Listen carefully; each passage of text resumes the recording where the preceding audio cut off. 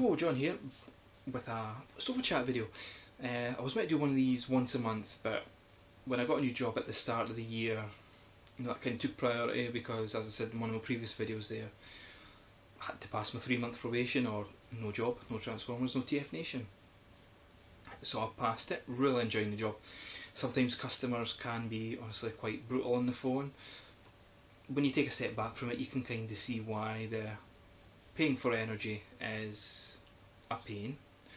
You know, you see what it does, you know, it's got the lights going on here, the laptop's on there, television, so on, but you can never control fully how much you spend. There's nothing there to do it. Also, it's not a tangible product.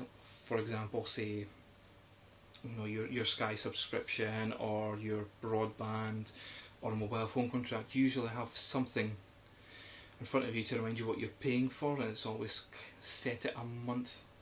It's always solidly set at a month's basis, unless things change with mobile contracts. Sometimes they increase, but you have something in your hand with a mobile phone contract. You know, you're paying for the headset, the handset, or with the Sky, you've got the Skybox there and you're recording, so you're paying for that feature, etc, etc. With energy, you know what you're paying for, but you can't see it. You can't touch electricity. Could it? Might kill you. Same with gas, and you're never in fully control of how much you use.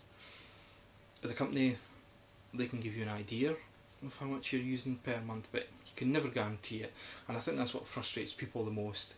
They're completely out of control in that sense of how much energy they do consume. So typically if I do get a really nasty call, which doesn't happen that often, 9 times out of 10 most people are quite calm and collective and want you to help them as much as you can, and I usually do, but when I do, the best thing to do is I take a little break, and for the past little while I've been taking in a little Legends figure. At the moment it's Henki Cosmos, and my wife noticed this, you know, just when I was sort of fiddling with Transformers in the house, that, you know, it kind of calms me down, relaxes me a bit, so I've been doing that in between those difficult calls and just transforming them back and forth, depending which transformer I take in. Just gives me a few minutes to catch my breath, or a minute or so even, and then it's on to the next call. So it's kind of nice that I can take my hobby into work with men and just fiddle with a little bit just for a little while to calm me down, because sometimes the calls can get stressful. But overall, glad I left retail, and that was getting long in the tooth with me, and I had no ambition to progress up the retail chain, and quite frankly I felt for what I seen with people that were climbing the ladder, the stress wasn't worth it for what they were getting. Just to put it into perspective, that what I'm making now per month is more than, so I believe anyway. So when I was discussing it with one of my ex-colleagues a while ago, whose partner works at the company I work for, just what I'm doing is I'm making more money than someone in charge of a department at the moment at my old job, and I don't feel that's necessarily right, considering the stress that comes along with running departments in supermarkets, but that's what the company's going to pay. So, well, life isn't about money. It's about enjoying life and enjoying time with your family. Fortunately, doing full-time work means I have less time with my family, which is why when I do have time off, I spend more with my family rather than make videos, which is why it's taken me a while to get around to making another one. It's almost been a month, but sacrifice I've made here and there, I suppose, just the way life is.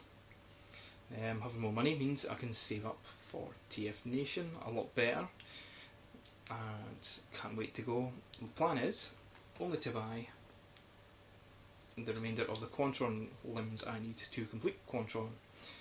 This is the latest one I got, which was Make Toys Blindfire, who is their homage to Strafe. So I've only got another 2 left to buy now, which is Sonic Drill, which is Nose Cone, and Celeritas, which is Lightspeed. My idea is buying one a month, just so I can get a good idea of how the figure works, transforms, really enjoy each figure. I'm hoping to do a review on every single one of the team before having a quick look in the final video of the complete Quantron. So I'm not going into too much detail discussing this figure just now because I want to do a review of each figure. Really do like him though. I think so far out of the three I have, he's my favourite. I love the transformation, but I'm going to stop there just now. So yeah, TF Nation. The idea is, like I said, just buy the limbs, and then I'm not buying buy the Quantron limbs, and then I'm not buying any more bots till then. I've been quite frugal with my purchases this year so far, to be honest. Apart from Combiner Wars Magnus, the other bot I bought was Combiner Wars Groove, just to finish off my Defensor. I think I played with him a couple of times, transformed him back and forth, then put him in the chest piece, stuck him on Defensor, never looked at him again. I don't really get much joy out of Legends figures in general. Groove, not really one of the best ones to come out that line. Well, he's not a Legend, a Commander, I suppose. Certainly the highlight of that line is definitely, with me, has been Power Glide. Probably because I prefer Power Glide to Groove as a character, but yeah, he's definitely been the highlight of that size class in that line for me, definitely. So, like I say, getting off the beaten track again with TF Nation. The idea is I'm going to have a fairly decent sum saved up, and then in effect I can go nuts. I won't feel as guilty as I did last year when I bought stuff at AA, because I had spent quite a bit throughout the year before I went. I mean, my wife said, you know, don't be silly, you're there, that's what you're there for, as well as to meet people. So just, you know, not necessarily go overboard, but if you've saved up for it, then, you know, spend that money if you want. So my idea is, when I get there, the main things to buy are catching up with the MPs, sort of from Ironhide onwards. Probably passing Shockwave, not a big fan of Shockwave, to be honest. So he'll probably get passed on, and also if it's out, which it should be, the Titan Wars Wave 1 line. I'm going to do that, and then just take it from there. But as we all know, especially myself at AA last year, plans changed. Apart from the one figure I desperately wanted to get, which I did, which was MP Ultra Magnus, but other purchases changed there as well. So you never know, that's my plan at the moment. The MPs are definitely a must. We'll see what I think about the Titan Returns line when I actually have it in hand. Just one more thing before I go, really. Just a quick observation I've noticed in the community as a whole, that people just seem to be, you know, kind of shitting on products as general that Hasbro and Takara pump out at the moment, and always comparing them to third party. I did make a post about it on the TFYTC. For me, in general, I do feel always comparing third party to first party stuff it's so much of an unfair comparison. Hasbro has to meet production costs, whether they could probably put more into the production costs, as certainly Takara has showed them up with their version of Computron. Takara could probably increase it a little bit more, maybe they're being a bit tight on paint apps, but you know, the engineering and things and the plastic quality, you can't compare it to third party. You also got to take in the health and safety aspects of a mass market figure as well. Whether or not whether or not we believe that Titan Returns is just solely for us collectors, we do know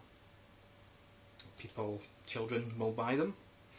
You know, us as collectors who are parents will also probably buy some for children as well, so we do expect them to meet safety laws, whereas with third party figures don't have that. I mean, you know, third party figures aren't in general, you know, fire hazards or hazards in general when you're transforming them. Yeah, some people have complained about getting their fingers cut, and you know, I was a victim of that with TFC's not Razor Claw, whatever the hell it was called, Neiman. Absolutely hated that figure and put me off buying third party stuff for a while. But in general, you know, being a Transformers fan just now, certainly from the Combiner Wars line to now, we've had it really good. The stuff they're pumping out is so much better than the stuff pre-Combiner Wars. Yeah, some of the Generations 30 stuff was quite good, some of it wasn't. But Combiner Wars, at least for the first three waves, was pretty consistent and solid designs. There's still nice stuff coming out. That Skylynx looks really good. You know, the Computron's a nice surprise. If I knew it was coming out, especially by Takara, then I probably wouldn't have bought Quantron, but I have now. I may still buy. Takara's version, because I prefer that over the Hasbro look. I don't know who Scrounge is, so you know that doesn't really sway it for me at all. But generally, looking at it from a fan standpoint, this is the best time we've had in years as a Transformers community in terms of stuff geared for collectors. So I don't understand why people just shit on the Hasbro stuff. I mean, if you don't like it, don't buy it. I mean, by all means, that's fair enough. It's just a strange thing, really.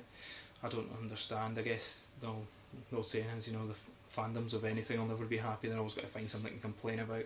If they didn't, it wouldn't be a fandom. But yeah, so I've no idea how long I've been ranting now. I may edit it slightly. But if you do make it to the end of this video, thank you for watching it.